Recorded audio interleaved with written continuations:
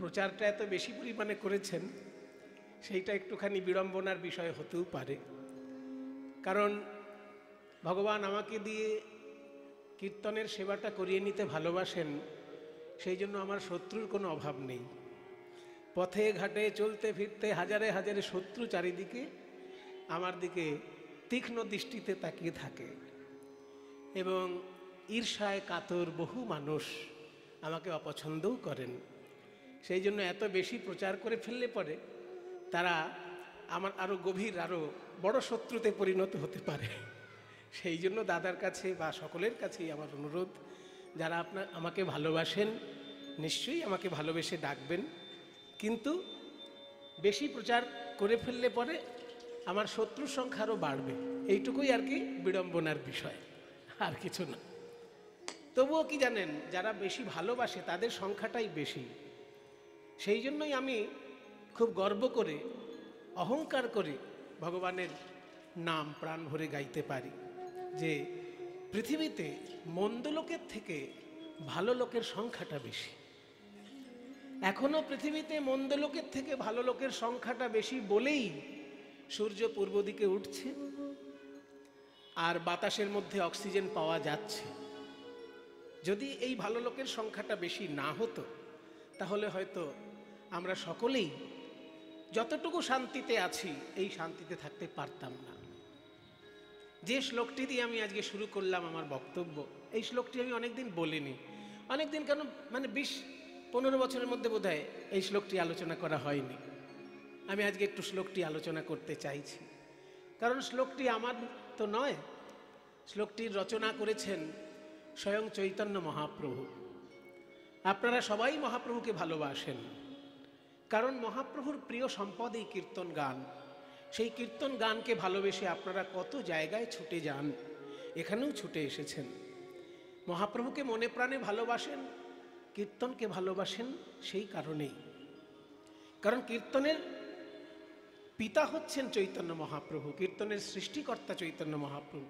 যদিও তার আগেও কীর্তন ছিল, কিন্তু কীর্তন এত পরিপূর্ণ রূপে ছিল না, এত রকমভাবে বিচিত্র রসাস্বাদনের কীর্তন ছিল না। মহাপ্রভু আসাতে কীর্তন যেন একদম তার শিখরে পৌঁছেছে, তার সমৃদ্ধির শিখরে পৌঁছেছে।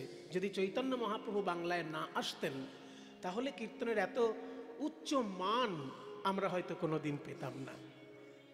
ভক্তিগীতি সারা পৃথিবীতেই আছে, কোন দেশ নেই যেখানে ভক্তিগীতি নেই? সব দেশেই সব ধর্মের ভক্তিগীতি আছে, কিন্তু কীর্তনের স্থান আর এমনি ওর কোনো সাধারণ কোনো ভক্তিগীতির স্থান আকাশ পাতাল হয়ে যায়।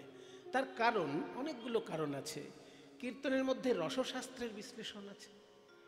অন্য ভক্তিগীতি গাইতে গেলে আপনাকে অত রসশাস্ত্র নিয়ে ভাবতে হয় না।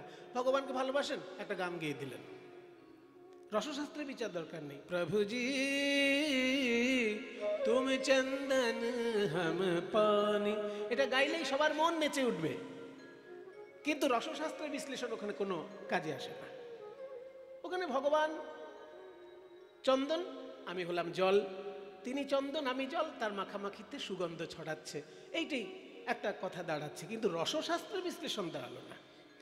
মধুর রস, বাৎসল্য রস, সখ্য রস, মধুর রসে বিরহ কেমন, মিলন কেমন, বিরহ কত রকমের, ওসবের কোনো মাথা ব্যথা ওখানে দরকার নেই। কিন্তু কীর্তন গাইতে গেলে আপনাকে জানতে হবে যে পূর্বরাগ কাকে বলে, পূর্বরাগ কেন উদয় হয়, পূর্বরাগ হলে তার কি কি রূপ ফুটে ওঠে সেই নায়ক বা নায়িকার মধ্যে। এই সমস্ত কিছু না জেনে আপনি যদি কীর্তন গান করেন, হবে ভগবানের নাম গান হবে, কিন্তু রসাস্বাদন হবে না। এই রসের পরিপূর্ণতা কীর্তন গানে সম্ভব হয়েছে, সমৃদ্ধি লাভ করেছে একমাত্র প্রেমের ঠাকুর গৌর সুন্দরের জন্য। আর গৌরাঙ্গ মহাপ্রভু আমাদের জন্য বিরাট বড় সংস্কৃতি রক্ষা করে গেছেন, কিন্তু রচনাবলী রক্ষা করে যেতে পারেননি। রবীন্দ্রনাথ যেমন বিরাট বড় রচনাবলী রেখে গেছেন, বিশাল রচনাবলী রবীন্দ্রনাথের। স্বামী বিবেকানন্দের রচনাও খুব একটা কম নয়, যদিও তার ভাষণটা রচনার থেকে পরিমাণে বেশি।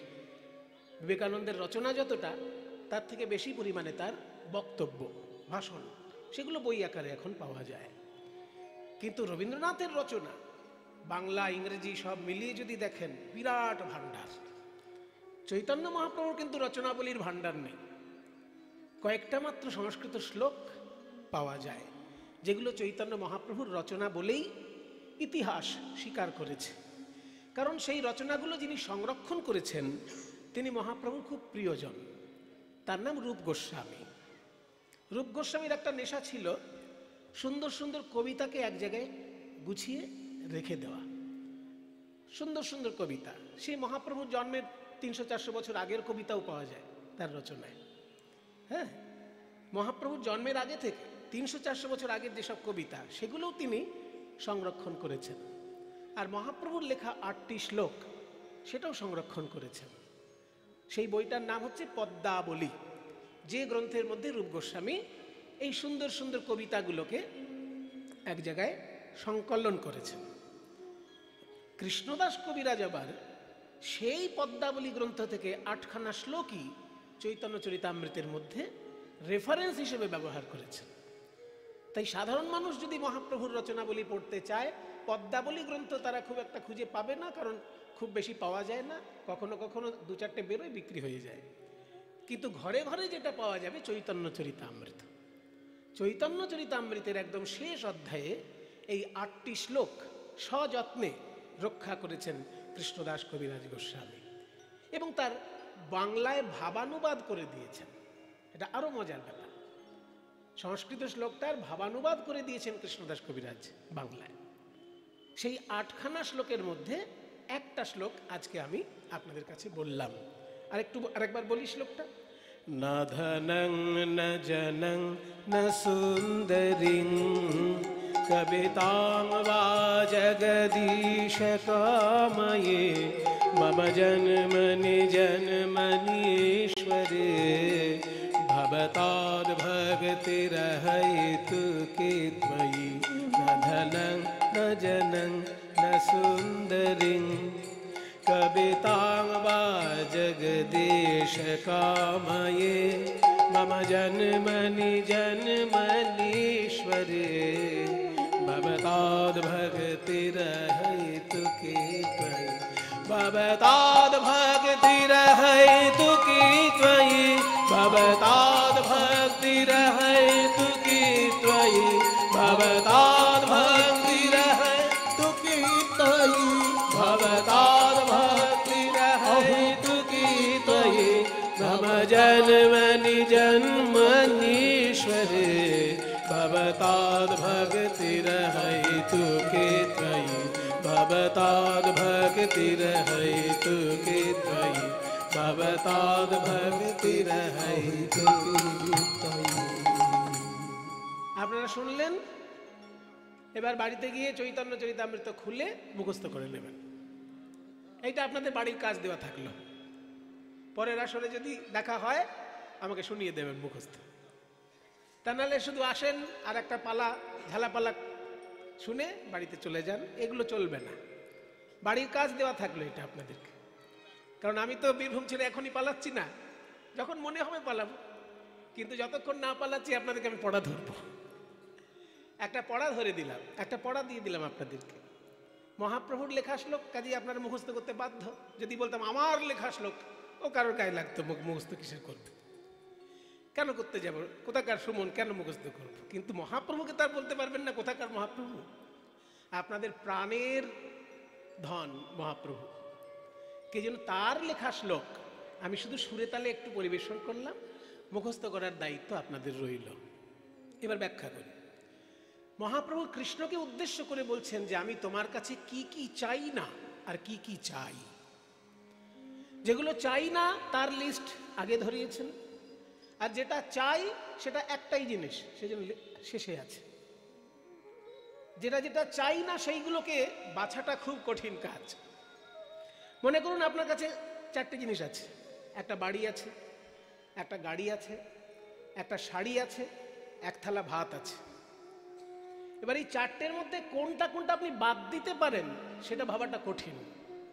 আপনি যদি প্রচন্ড লোভী লোক হন তাহলে বলবেন যে আমার ভাতও চাই না, শাড়িও চাই না, বাড়িটা যেন থাকে, 2 বছর পরে বাড়ির দাম ডবল হয়ে যাবে, বিক্রি করে দেবো। আর খেতে যে পাবো না ভাত না হলে, সেটা মাথায় ঢুকলো না। আগে তো খাবারটা চাই, সাধারণ লোক হলে বলতো যে আমার বাড়ি দরকার নেই, শাড়িও দরকার নেই, গামছা পরে কাটিয়ে দেবো, গামছা পরে কাটিয়ে দেবো, কিন্তু খেতে না পেলে বাঁচবো কি করে? ওই জন্য খাবারটা আগে দরকার। তাহলে চারটের মধ্যে কোন কোনটা চাই না আর কোনটা চাই, এটা বেছে বলাটায় খুব বুদ্ধি লাগে, বোকা লোকের কাজ নয়। যে কোনটা কোনটা চাই না এটা বলার ক্ষমতা দরকার হয় এবং বুদ্ধি লাগে, সেটা সবার হয় না। তাই মহাপ্রভু শিখিয়ে দিচ্ছেন আমাদেরকে যে কোনটা কোনটা চাই না। প্রথমেই এমন একটা জিনিস চাই না বললেন, সেটা শুনলে সকলে আপনাদের খারাপ লাগবে। না ধনং, ব্যাস। ন মানে না, আর ধনং মানে ব্যাস। টাকা পয়সা চাই না এটা কেউ কখনো বলতে পারে? কেউ বলতে পারে না। সাধারণ সংসারী লোক যদি টাকা পয়সা না জমায় তাহলে সে মহাপাপী। কিছু কিছু কথা বলে ফেলবো যা শুনে আপনাদের খারাপও লাগতে পারে, ভালোও লাগতে পারে, কিন্তু প্রচন্ড বাস্তব। সংসারী লোক যদি পয়সা না জমায় সে পাপ করছে, আর সন্ন্যাসী লোক যদি পয়সা জমায় তাহলে সে পাপ করছে। এটা আমার কথা নয়, চৈতন্য মহাপ্রভুর কথা। চৈতন্য মহাপ্রভুর জীবনীটা খুলে দেখুন, পেয়ে যাবেন সেইখানে। গোবিন্দ ঘোষ যখন মহাপ্রভুকে একটু আমলকি খেতে দিল মুখ শুদ্ধি হিসেবে, পরের দিন আবার সেই আমলকি একটুখানি জমিয়ে রেখেছিল, পরের দিন সেই জমানো আমলকিটা বার করে মহাপ্রভুকে দিয়েছে। তখন মহাপ্রভু বললেন, কালকে আমলকি আনতে তোমার এত দেরি হলো, আজকে আমলকি আনতে এত তাড়াতাড়ি দিলে কি করে? বলে, কালকে যে ভিক্ষে করেছিলাম সেটা জমিয়ে রেখেছিলাম, আজকে তোমায় দিয়ে দিলাম। সঙ্গে সঙ্গে মহাপ্রভু বললেন যে তুমি সন্ন্যাসীর সঙ্গে থাকবে আর সংসারী লোকের মতো ব্যবহার করবে, তাহলে তো তোমার আমার সঙ্গে থাকা চলবে না। কত কঠোর মহাপ্রভু, দেখেছেন বৈরাগ্যের ব্যাপারে কত কঠোর। এরকম কঠোর কজনকে পাবেন? বলছেন তুমি আমার সঙ্গে যখন থাকবে সন্ন্যাসীর নিয়ম মেনে চলতে হবে তোমাকেও, আমার সঙ্গে থাকবে অথচ তুমি সংসারী লোকের মতো ব্যবহার করবে, সেটা হবে না। সন্ন্যাসীর নাহি হয় সঞ্চয়ে অধিকার, অতএব আমি তোমায় করিলাম নির্ধার। তোমাকে আমি আজ থেকে ত্যাগ করলাম, কারণ সন্ন্যাসীর কখনো সঞ্চয়ে অধিকার নেই। এটা মহাপ্রভু একদম পরিষ্কার বলে দিয়েছেন। কাজেই কোনো সন্ন্যাসী যদি সঞ্চয় করেন তিনি দয়া করে আমাকে ক্ষমা করবেন। আমি মহাপ্রভুর জীবনীতে যেটা পেয়েছি সেটা তো বলতে বাধ্য, কারণ তার কথাগুলো বলার জন্যই আমাকে ডেকে এনেছেন সবাই। সন্ন্যাসী লোক যদি সঞ্চয় করে তাহলে সে পাপী, আর সংসারী লোক যদি সঞ্চয় না করে তাহলে সে পাপী। তার উদাহরণও মহাপ্রভু রেখেছেন। সংসারী লোক যদি সঞ্চয় না করে সে যে পাপী, তার উদাহরণ মহাপ্রভু রেখেছেন। কোথায়? বাসুদেব দত্ত। বাসুদেব দত্ত একবার প্রতিবার উৎসব করত, এত উৎসব করত যে তার চারিদিকে ধার দেনা হয়ে যেত। লোকের কাছে ধার করে উৎসব করত। আমার এই বদভ্যাসটা ছিল। আমিও যখন উৎসব করতাম হাতে পয়সা থাকতো না, ধার করে উৎসব করলাম। প্রত্যেকবারই ধার হয়, তারপরে কীর্তন কীর্তন গিয়ে ধারগুলো শোধ করে দিই। এরকম বছরের পর বছর চলেছে। যেই করোনায় এসে পড়লাম, ধার করা হয়ে গেছে, এবার করোনায় গান বন্ধ, আর পয়সা নেই, লোককে ধার শোধ করা যাচ্ছে না। শেষকালে হলো কি জানেন, 2 লক্ষ টাকা সুদ দিতে হয়েছে শুধু। তখন থেকে কান ধরেছি যে ধার করে আর উৎসব করব না। আমি পাপ করেছি, ধার করে যখন আমি উৎসব করেছি আমি পাপ করেছি। এই পাপ মহাপ্রভুর যুগেও একজন করেছে, তার নাম বাসুদেব দত্ত। তখন মহাপ্রভু বাসুদেব দত্তকে ধমক দিয়েছিলেন যে তুমি সংসারী লোক হয়ে কেন এরকম ভাবে ধার দেনা করে উৎসব করছো? সংসারী লোক হয়ে এরকম ধার দেনা করে উৎসব করছো, তোমার লজ্জা করে না? তোমার কাছে কোনোদিন লক্ষ্মী আসবে? লক্ষ্মী তোমাকে দূর থেকে দেখেই পালিয়ে যাবে। সেই জন্য বাসুদেব দত্তকে খুব ধমক দিয়েছিলেন, প্রচন্ড ধমক দিয়েছিলেন। কারণ তিনি এরকম ভাবে সংসারী লোক হয়ে সঞ্চয় না করে সব উড়িয়ে দিয়ে উৎসব করে দিতেন। এই জিনিসটা ভালো নয়, সংসারী লোকের পক্ষে ভালো নয়। তাই সংসারী লোক সঞ্চয় না করলে পাপ করে, আর সন্ন্যাসী লোক সঞ্চয় করলে পাপ করে। তাই চৈতন্যদেব যখন শ্রীকৃষ্ণের কাছে প্রার্থনা করছেন যে আমি জীবনে কি কি চাই না, তার মধ্যে 1 নম্বরে রেখেছেন সম্পদ। আমি টাকা পয়সা চাই না। ন ধনং, প্রথমেই বললেন ন ধনং, তারপরে বললেন ন জনং। আমি মানুষের কাছ থেকে সহযোগিতাও চাই না। আমি আমারটা নিজে ভিক্ষা করলে কেউ খেতে দিলে খাবো, কেউ খেতে না দিলে নদীতে জল আছে, গাছের পাতা আছে। কারোর ফল কেড়ে খেতে গেলে তো লাঠি নিয়ে তাড়া করবে, ফল খাওয়ার দরকার নেই, পাতা তো আছে। যদি আম না খেয়ে দুটো আম পাতা খাই তাহলে কেউ তো আমাকে তাড়া করবে না। কাজে গাছের পাতা আছে আর নদীতে জল আছে। ছাগল গরু যখন পাতা খেয়ে বেঁচে থাকে, মরে না, আমি পাতা খেয়ে বেঁচে থাকবো। কারণ সহযোগিতা আমি চাই না। তাই বলছেন আমি টাকা পয়সা চাই না, ন জনং, মানুষের সহযোগিতাতেও আমি বেঁচে থাকতে চাই না। আরো যেটা চাইলেন, ন সুন্দরীং কবিতাং। এখানে কিছু কিছু বোকা লোকে ব্যাখ্যা করে সুন্দরীকেও চাই না, কবিতাকেও চাই না। কথাটা ঠিক তা নয়। সুন্দরী কবিতা চাই না, এখানে সুন্দরী শব্দটা অ্যাডজেক্টিভ, কবিতা শব্দটাই নাউন। সুন্দরী কবিতা মানে সুন্দর কাব্য শক্তি। সুন্দরী অ্যান্ড কবিতা সেটা কিন্তু নয়। সুন্দর কবিতা, কবিতাটা যেহেতু স্ত্রীলিঙ্গ, ওই জন্য তার অ্যাডজেক্টিভটা স্ত্রীলিঙ্গ। এটা সংস্কৃতের নিয়ম। সংস্কৃত ভাষার নিয়ম হচ্ছে মূল শব্দটা, বিশেষ্য পদটা যে লিঙ্গে হবে তার বিশেষণটাও সেই লিঙ্গে হবে। হ্যাঁ, যেমন সুন্দর বালক, সুন্দর ছেলে, কিন্তু সুন্দর বালিকা বলা যাবে না, সুন্দরী বালিকা। বালিকাটা যেহেতু স্ত্রীলিঙ্গ, ওই জন্য তাকে অ্যাডজেক্টিভ দিতে গেলে সুন্দর বালিকা বলা যাবে না, সুন্দরী বালিকা বলতে হবে। তাই কবিতা শব্দটা যেহেতু স্ত্রীলিঙ্গ, তার অ্যাডজেক্টিভটাও বিশেষণটাও স্ত্রীলিঙ্গ হবে, সুন্দরীং কবিতাং। না ধনং না জনং না সুন্দরীং কবিতাং বা।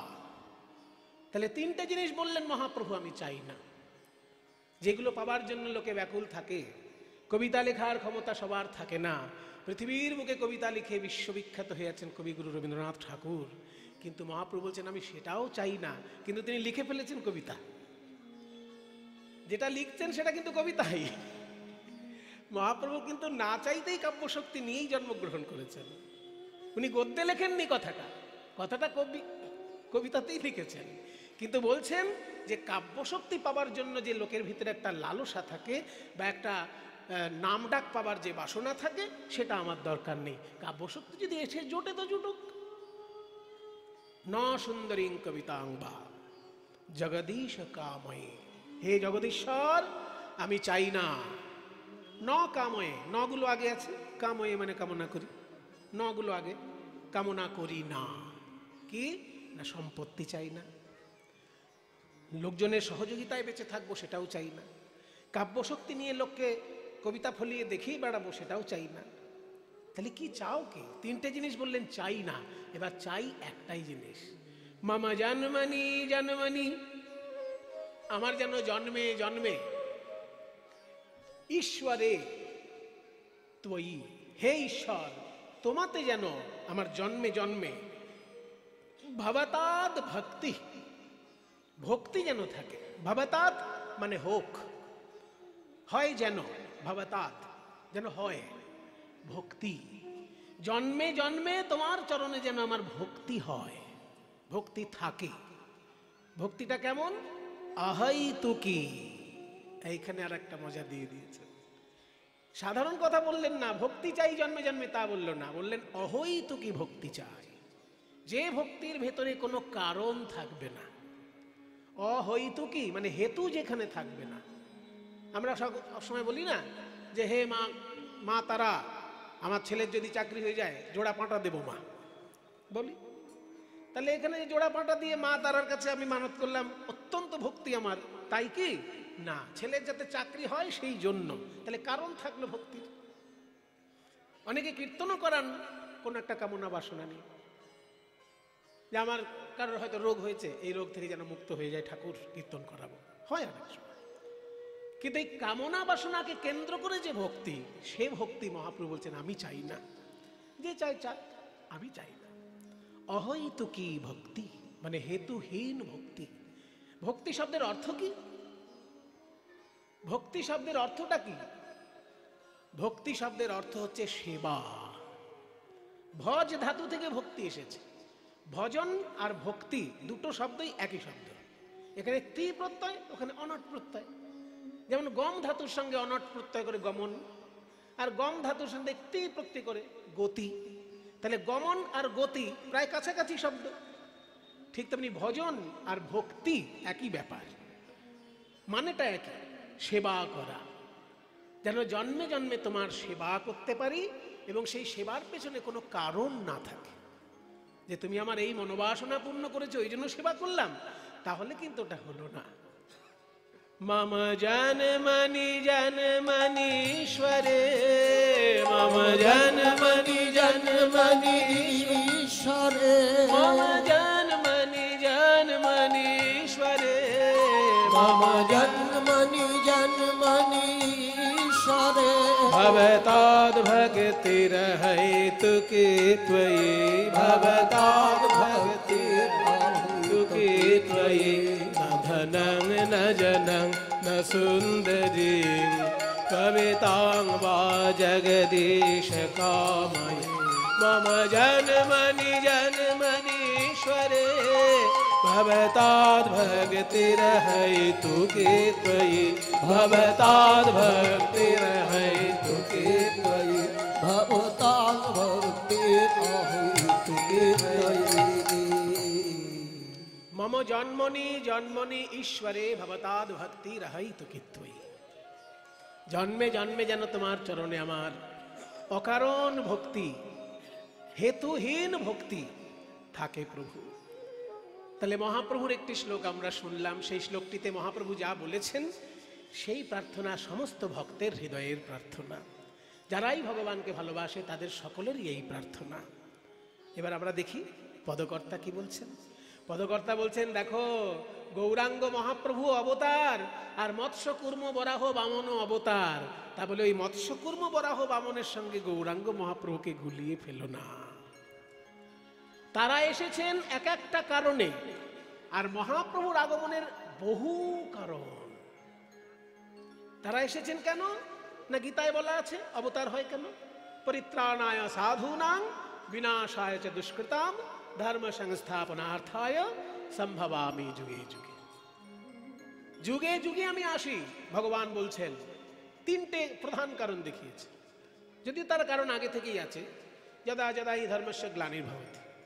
প্রথম কারণ হচ্ছে যখন যখনই ধর্মে গ্লানি এসে জমে যাবে, ভগবানের নিজের তৈরি ধর্ম, আর সেই ধর্মে যখন গ্লানি প্রবেশ করে, জুয়াচুরি ঠকবাজি যখন প্রবেশ করে, ধর্ম নিয়ে যখন মানুষের ক্ষতির কারণ হয়, তখন ভগবান নিজে নেমে আসেন সঠিক ধর্মকে রক্ষা করার জন্য। তাই বলছে ধর্মে যখন গ্লানি আসে তখন আমি আসি। অভ্যুত্থানম অধর্মস্য, যখন অধর্মের অভ্যুত্থান হয় তখন আমি আসি। পরিত্রাণায় সাধুনাম, সাধুদেরকে রক্ষা করার জন্য আমি আসি। বিনাশায় চ দুষ্কৃতাম, দুষ্কৃতীদেরকে বিনাশ করার জন্য আমি আসি। এবং ধর্ম সংস্থাপনার্থায়, ধর্মকে পরিষ্কার পরিচ্ছন্ন করে প্রতিষ্ঠা করার জন্য আমি আসি। এই পাঁচটা কারণ ভগবান দেখিয়েছেন কেন অবতার আসে। তো সেই একই কারণে কিন্তু মৎস্য কূর্ম বরাহ বামন নৃসিংহ সব অবতার, কারণ ওইগুলোই। কিন্তু চৈতন্যদেবের যে আগমন, তাতে শুধুমাত্র ধর্ম রক্ষা, দুষ্কৃতি দমন আর সাধু রক্ষা তা নয়, সাধুর পরিত্রাণ শুধু তাই নয়। সেখানে কি ঘটল না, যে বিশুদ্ধ প্রেম গোলকের ভাণ্ডারে থাকে, যা মানুষের ধরাছোঁয়ার বাইরে ছিল, সেই গোলকের প্রেম এসে মহাপ্রভু জনে জনে বিতরণ করে দিলেন। তাই অন্য পাঁচটা অবতারের সঙ্গে মহাপ্রভুকে গুলিয়ে ফেললে চলবে না। পদকর্তা বলছেন, বড় অবতার ভাই, বড় অবতার, এই যে পতিতেরে বিলাউল প্রেমের ভাণ্ডার। গৌর অবতারের কথা বলছে, গৌরাঙ্গের অরুণার কথা কহিবারে নারী, সংকীর্তন মাঝে নাচে কুলের বৌহারি। মহিলাদেরকে সম্মান দেওয়া, এটা বড় বড় ধর্মের মধ্যে খুব বেশি দেখা যায় না। আপনি দেখুন অন্যান্য ধর্মের ক্ষেত্রে আমরা দেখতে পাই যে নারীদের সম্মান খুব বেশি কিন্তু নেই। তিনটে প্রধান ধর্ম তো, মূলত চারটে পাঁচটাই প্রধান ধর্ম আছে। পৃথিবীতে সব থেকে বেশি সংখ্যায় কোন ধর্মের লোক বাস করে? খ্রিস্টান। পৃথিবীতে খ্রিস্টান ধর্মের লোক সব থেকে বেশি। তার কারণ কি? তার কারণ হচ্ছে ইউরোপিয়ানরা যেখানেই গিয়ে দেশ দখল করেছে, সঙ্গে সঙ্গে খ্রিস্টান ধর্ম প্রচার করে দিয়েছে। তা নাহলে আফ্রিকার ওই জঙ্গলে কে চিনবে যীশু খ্রিস্টকে বলুন? আফ্রিকার যে জঙ্গলে মানুষ জীবনে সংস্কৃতির মানে সভ্যতার আলো জীবনে যারা দেখেনি, তারা কি করে যীশু খ্রিস্টকে চিনবে? যীশু খ্রিস্টকে চিনতে গেলে তো একটু ইংরেজি পড়তে হবে, একটু বাইবেল টাইবেল পড়তে হবে। কাজেই ইউরোপিয়ানরা যেখানেই দেশ দখল করেছে, সে আফ্রিকার দেশ হোক আর আমেরিকার দেশ হোক, আফ্রিকা আর আমেরিকা যেখানেই দখল করেছে ইউরোপিয়ানরা, সঙ্গে সঙ্গে বড় বড় খ্রিস্টান সাধুদেরকে নিয়ে গেছে, বলে ধর্ম প্রচারের দায়িত্ব আপনাদের আর ব্যবসা করার দায়িত্ব আমাদের। দুই ধরনের ইউরোপিয়ান সারা পৃথিবীতে দেশ দখল করেছে। যেখানেই যেখানেই তারা গেছে দেশ দখল করতে, একটা করে চার্চ বানিয়েছে আর ধর্ম দিয়ে মানুষগুলোকে তাদের যে পূর্বপুরুষের প্রাচীন ধর্ম ছিল সব ভুলিয়ে টুলিয়ে দিয়ে খ্রিস্টান ধর্ম প্রচার সারা পৃথিবীতে। ওই জন্য সারা পৃথিবীতে খ্রিস্টান ধর্মের সংখ্যা সব থেকে বেশি। এর কারণ ইউরোপিয়ানদের দখলদারি। তারপরেই সংখ্যায় যারা বেশি আছে সেটা হচ্ছে মুসলমান ধর্ম। তাদেরও ব্যাপারটা প্রায় কাছাকাছি। তারা যেখানেই দেশ দখল করেছে সেইখানেই ধর্মান্তরিত করেছে লক্ষ লক্ষ মানুষকে। কাজে খ্রিস্টানরা যেভাবে পৃথিবীতে ধর্ম ছড়িয়েছে, ইসলাম ধর্মের রাজারাও ঠিক একইভাবে পৃথিবীতে ধর্ম ছড়িয়েছে। বৌদ্ধ ধর্ম প্রায় তাই। কারণ বুদ্ধ যখন ছিলেন বা তারপরে তার প্রভাবে যখন ওই উড়িষ্যার যে বিরাট যুদ্ধ হয়েছিল, রাজা অশোক নিজের ছেলেকে দিয়ে বিদেশে ধর্ম প্রচার করেছেন, নিজের মেয়েকে দিয়ে বিদেশে বৌদ্ধ ধর্ম প্রচার করেছেন। কাজেই রাজারা যেখানে যেখানে পেরেছে ধর্ম প্রচার করেছে, তার প্রধান তিনটে ধর্মই রাজাদের দ্বারা প্রচারিত। কি খ্রিস্টান ধর্ম, কি ইসলাম ধর্ম, কি বৌদ্ধ ধর্ম। কিন্তু সনাতন ধর্ম খুব বেশি রাজাদের দ্বারা প্রচার পায়নি, সাধু সন্ন্যাসীদের দ্বারাই বেশি প্রচার পেয়েছে। তাই পৃথিবীতে সব থেকে বেশি সংখ্যার যে লোক থাকে সেটা খ্রিস্টান ধর্মে, তারপরে ইসলাম ধর্ম, তারপরে হিন্দু ধর্ম, তারপরে বৌদ্ধ ধর্ম। এই যে ধর্মগুলো দেখবেন সেখানে কিন্তু নারীর সম্মান মধ্যযুগে কোনো ধর্মতেই দেওয়া হয়নি। কোনো ধর্মকেই নারীকে সম্মান ভালো করে দেওয়া হয়নি। একমাত্র তন্ত্র আর যোগ ছাড়া যেখানে যেখানে তন্ত্র পৌঁছেছে সেইখানে নারীর সম্মান উপরে আছে। কারণ তন্ত্র ছাড়া অন্য কোনো ধর্মে দেবতাকে ঈশ্বরী বলে সম্মান করা হচ্ছে না। সব জায়গায় ভগবান যেন পুরুষ মানুষ, নারীকে ভগবান হিসেবে দেখা, এটা তন্ত্রের দর্শন কিংবা বৈষ্ণব ধর্মেরও দর্শন। কারণ বৈষ্ণব ধর্মে কৃষ্ণের উপরেও রাধারানীর সম্মান। বৃন্দাবনে কেউ শ্রীকৃষ্ণ জয় কৃষ্ণ জয় শ্যামসুন্দর বলে না, সবাই কি বলে? রাধে রাধে বলে বৃন্দাবনে। তাহলে কৃষ্ণের উপরে সেখানে রাধারানীর সম্মান। কাজী বৈষ্ণব ধর্ম আর তান্ত্রিকতা, এখানে কিন্তু নারীর সম্মান উপরে। বাকি সব ধর্ম, আপনি খ্রিস্টান ধর্মে দেখুন, গড তাকে যদি বলা হয় তাকে ফাদার বলা হয়, কই মাদার তো বলা হচ্ছে না। গডকে কখনো মাদার বলা হচ্ছে কি খ্রিস্টান ধর্মে? গডকে ফাদার বলা হচ্ছে, তাহলে পুরুষ। ইসলাম ধর্মে যদি আল্লাহ যার নাম, তাকে কি কখনো নারী হিসেবে চিন্তা করা হয়েছে? আল্লাহকে পুরুষ মানুষ হিসেবেই চিন্তা করা হয়েছে। এবং বৌদ্ধ ধর্মে বুদ্ধদেব তো পুরুষ মানুষ বটেই, সাক্ষাৎ দেখা যাচ্ছে। হিন্দু ধর্মের মধ্যে তন্ত্রের যারা উপাসক এবং বৈষ্ণব ভাবনার যারা উপাসক, তারা কিন্তু নারীকে বিরাট সম্মান দিয়েছেন। তার প্রমাণ বৃন্দাবনে কৃষ্ণের থেকেও রাধারানীর জয়ধ্বনি বেশি। আর শাক্ত যারা, তাদের কাছে শিবের থেকেও মায়ের যেন জয়ধ্বনি বেশি। তাই একাদশ রুদ্র থাকলেও শিব সেই একটা রূপেই পুজো পাচ্ছেন, কিন্তু দশ মহাবিদ্যার পুজো সমান সম্মানে তন্ত্রের মধ্যে বিরাজ করছে। বৈষ্ণব ধর্মে নারীর সম্মান উপরে দিয়ে গেছেন চৈতন্যদেব। তার প্রমাণ মহাপ্রভু যখন ইহলোক ত্যাগ করলেন, নিতাই চাঁদ যখন ইহলোক ত্যাগ করলেন, তখন নিত্যানন্দের স্ত্রী জাহ্নবা দেবী দীক্ষা দিয়ে বৈষ্ণব ধর্মকে প্লাবিত করে দিলেন বাংলার বুকে। তাহলে নারী যেখানে সমাজের মাথা, সেখানে জাহ্নবা দেবী সেটা হচ্ছে নিতাই চাঁদ। নিতাই চাঁদের স্ত্রী জাহ্নবা দেবী, তার সাক্ষাৎ শিষ্য হচ্ছে পদকর্তা জ্ঞানদাস। তার সাক্ষাৎ শিষ্য, আজকে যে পদটা গাইছি এই পদের লেখক যিনি, তিনিও তার সাক্ষাৎ শিষ্য। মা জাহ্নবার কাছে মন্ত্র পেয়েছিলেন, যার পদটা এখন গাইছে। সেই জন্য তিনি চোখের সামনে দেখেছেন যে অন্য কোন ধর্মে নারীকে এতটা সম্মান দিল না, বৈষ্ণব ধর্ম কিন্তু দিল।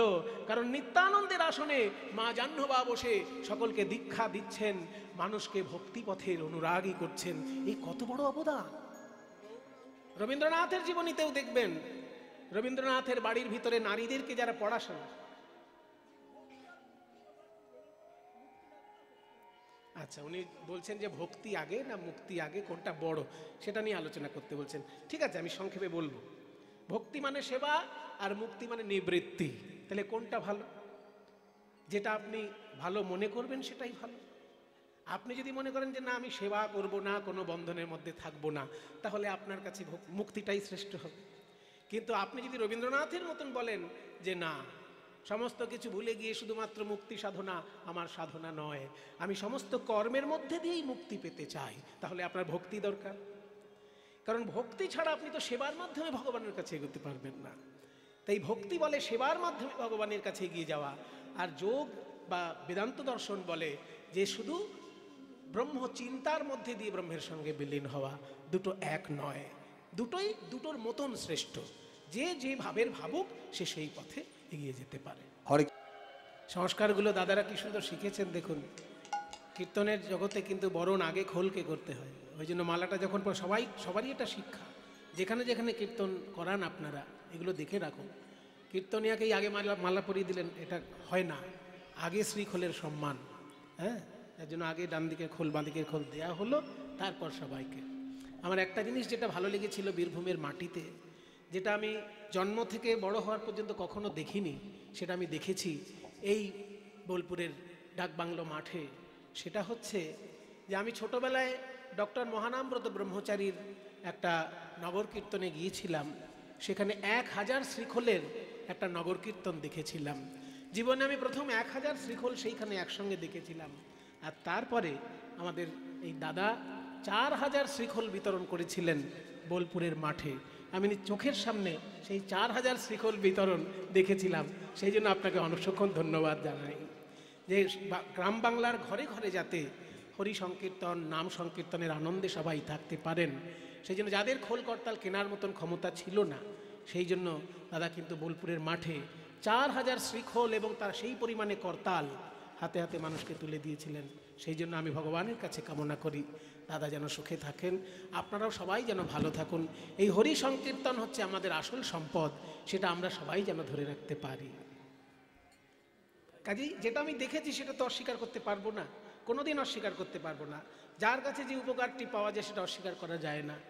1000 খোল দেখেছিলাম মহানামব্রত ব্রহ্মচারী সম্মেলনে, আর 4000 খোল দেখেছি আমাদের অনুব্রত মণ্ডল মহাশয়ের 4000 খোল বিতরণ অনুষ্ঠানটায় আমি উপস্থিত ছিলাম, সেটাই দেখতে পেয়েছি। আমার কিন্তু খুব আনন্দ হয়েছিল দাদা। নিতাই গৌর হরিবোল। আর রাজনীতির আমি খুব বেশি জানি না বা বুঝি না, দাদারা অনেক কিছু জানেন বোঝেন, সেই নিয়ে আমি কোনো কথা বলতে চাই না। কিন্তু একটা কথা না বললে নয়, যেটা আমরা পড়াশোনা করেছি, রাজনীতি না পড়লেও আমি কিন্তু পলিটিক্যাল সায়েন্স একটু পড়াশোনা করেছিলাম।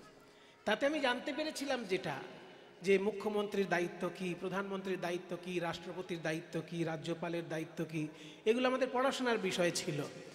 একটা জিনিস যেটা জানতে পারা যায় সেটা হচ্ছে যে কোনো দেশের রাজনীতি সুস্থ আছে কি না সেইটা জানার জন্য 5টা দিক আছে।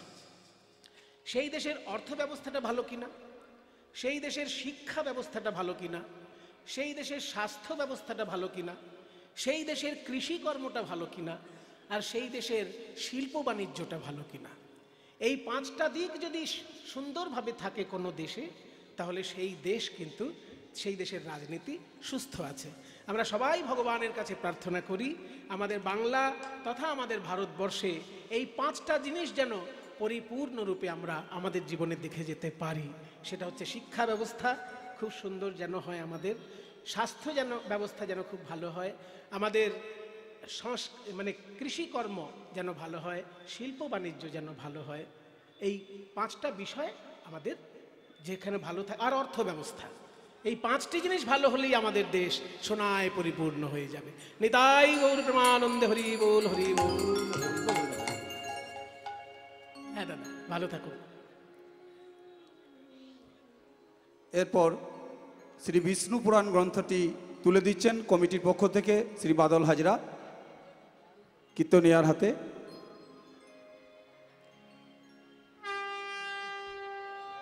জয় নিতাই গৌর প্রেমানন্দে, হরি হরি বল, হরি বল, হরি বল, হরি বল।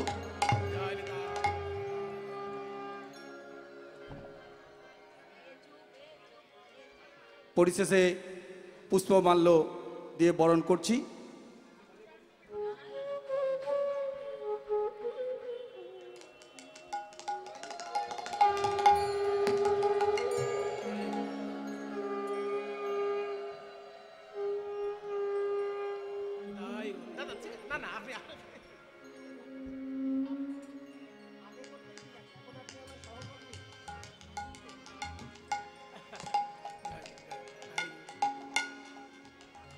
সুব্রতদা যেন ভালো থাকে, এই কমিটির সমস্ত সদস্যবৃন্দ যেন ভালো থাকেন, কারণ এত বছর ধরে আপনারা যেভাবে অনুষ্ঠানটি পরিচালনা করছেন অত্যন্ত কঠিন কাজ।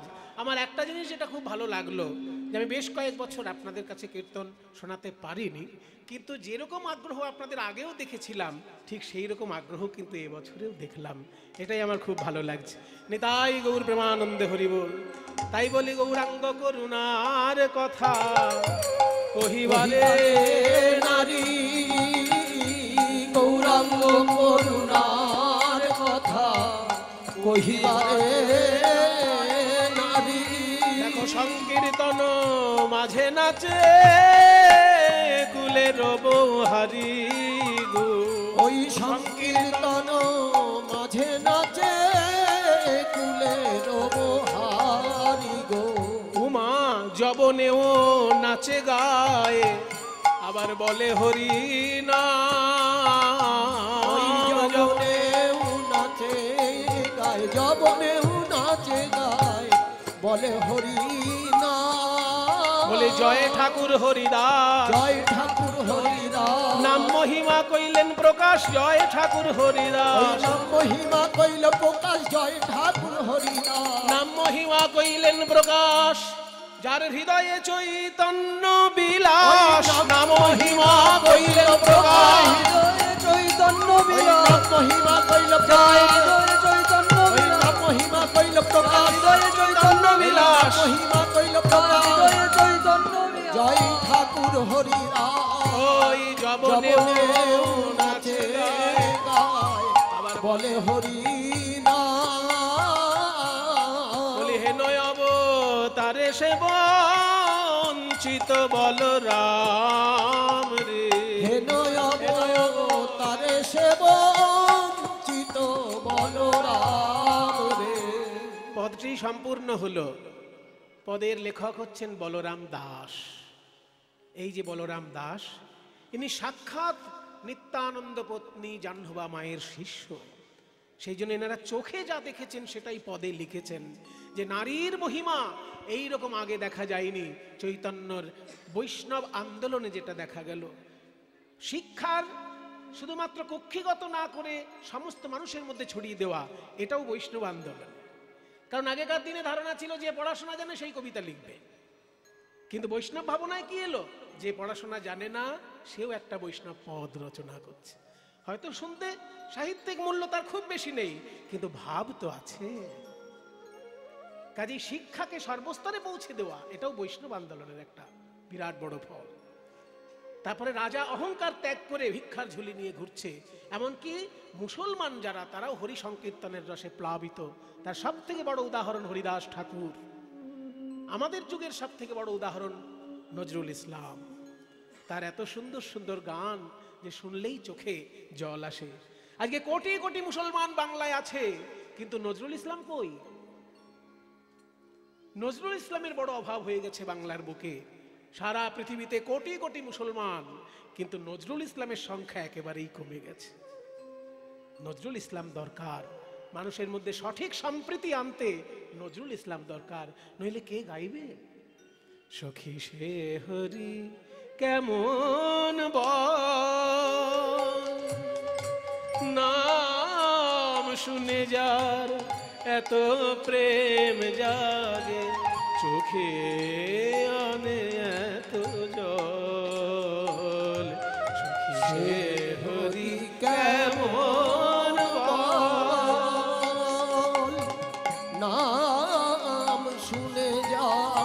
এত প্রেম জাগে চোখে আনে এত জল সে হরি কেমন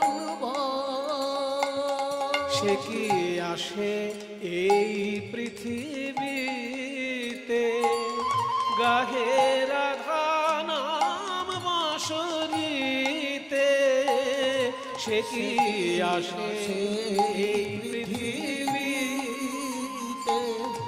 গাহে রাধা নাম বাঁশরীতে যার অনুরাগে বিরহ যমুনা হয়ে ওঠে চঞ্চল সখী সে হরি কেমন নাম শুনে যার এত প্রেম জাগে চোখে আনে এত জল সে হরি কেমন নজরুল ইসলাম বলছেন, আপনারা তো ভগবানের নাম খুব ভালোবাসেন, আমাকে একটু বলতে পারবেন কোন নামে তাকে ডাকলে কাছে পাওয়া যায়?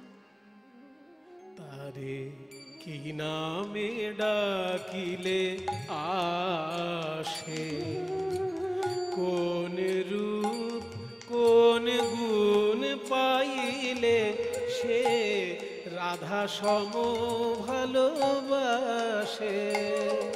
তারে কি নামে ডাকিলে আসে সারে মামা মামা মামা গরে রে পামা পর পামা গরে রে নি దని పద మ ప గమ రే మగరే స స రే రే రే మామా మా ప ప ప ని ని ని సా ని సా పాని ని ని ని ని ప సా సా పాని ప సా పాని ప సా పాని స రే రే ని ద ప మ సా సా ని ద ప ని ద ప మ ద ద ప మ గ ప ప మ గ రే మ మ గ రే గ రే స రే స ని సా কি নামে ডাকিলে আসে, কোন রূপ কোন গুণ পাইলে সে রাধা সম ভালোবাসে? সখী শুনেছি সে নাকি কালো, জালে কেমন সে এত আলো? সখী শুনেছি সে নাকি কালো, জালে কেমন সে এত আলো? মায়া ভুলাইতে মায়া বিষে নাকি করে গো মায়ার ছল?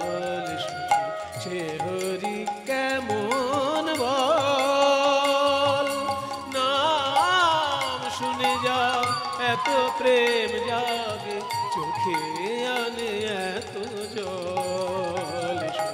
সে হরি কেমন বল? সখী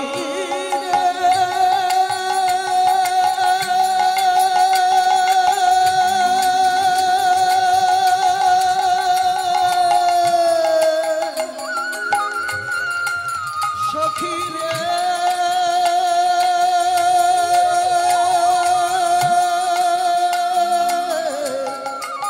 সখী রে। নজরুল ইসলাম যে শুধু বড় কবি ছিলেন তা নয়, বড় মানুষ ছিলেন। যতটুকু আমি শুনেছি সরস্বতী পিসি এবং অন্যান্য আমাদের আচার্যদের মুখে, তারা বলেছেন হরিদাস করের কণ্ঠে কীর্তন শুনে তিনি হরিদাস করকে হাতে ধরে নিয়ে গেছিলেন রেডিওতে কীর্তন গাইবার জন্য। তাহলে এগুলো তো কীর্তন জগতে তার অবদান, এগুলো কি ভুললে চলবে? শুধু তিনি কবি নন, সমাজের ক্ষেত্রেও কীর্তনকে কতখানি ভালোবাসতেন যে হরিদাস করের কণ্ঠে কীর্তন শুনে তাকে সঙ্গে নিয়ে গিয়ে কীর্তন রেডিওতে গাইয়েছেন। এবং নজরুল ইসলাম নিজে রাধারানী দেবীকে অনেক কীর্তন শিখিয়ে দিয়েছেন এবং তার লেখা কীর্তন রাধারানী দেবী অনেক গিয়েছেন রেডিওতে। কাজী কীর্তন কতখানি ভালোবাসতেন নজরুল ইসলাম। আজকে মুসলমানের সংখ্যা প্রচুর বেড়েছে, কিন্তু নজরুল ইসলামের সংখ্যা বাড়ল কই? সারা পৃথিবীতে জঙ্গিদের দাপাদাপিতে আমরা অতিষ্ঠ হয়ে যাচ্ছি, কিন্তু নজরুল ইসলাম কই? এখন দরকার নজরুল ইসলামকে। তাই পদকর্তা বলছেন যে যবনেও নাচে গায় বলে হরিনাম, হেন অবতারে সে বঞ্চিত বলরাম। হেন অবতারে সে বঞ্চিত বলরাম রে, হেন অবতারে সে বঞ্চিত বলো রাম রে, হেন অবতারে সে বঞ্চিত বলরাম রাম রে, হেন অবতারে সে বঞ্চিত বলো